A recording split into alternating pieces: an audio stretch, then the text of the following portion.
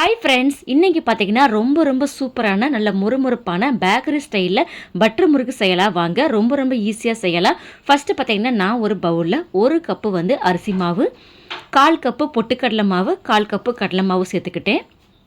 பெரிய ஸ்பூனால் 1.5 ஸ்பூன் வந்து பட்ரு வந்து சேர்த்துக்கிட்டேன்.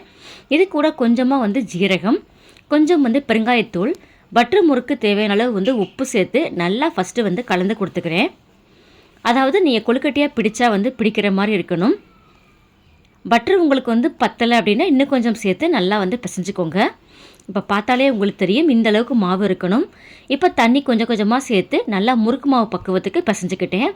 நான் இந்த மாதிரி வந்து ஸ்டார் அச்சா வந்து எடுத்திருக்கேன். இப்போ மாவு சேர்த்துட்டு நல்லா எண்ணெய் சூடாக இருக்குது, இது மீடியம் ஃப்ளேமில் வச்சுட்டு கொஞ்சம் கொஞ்சமாக சேர்த்து நல்லா பிழிஞ்சு எடுத்தால் ரொம்ப சூப்பரான முறுமுறுப்பான பட்டர் முறுக்கு ரெடி ஆயிடுச்சு. ஸோ மறக்காமல் ட்ரை பண்ணி பாருங்கள், சூப்பராக இருக்கும். இந்த வீடியோ பிடிச்சிருந்தா லைக் பண்ணுங்கள். தேங்க்யூ.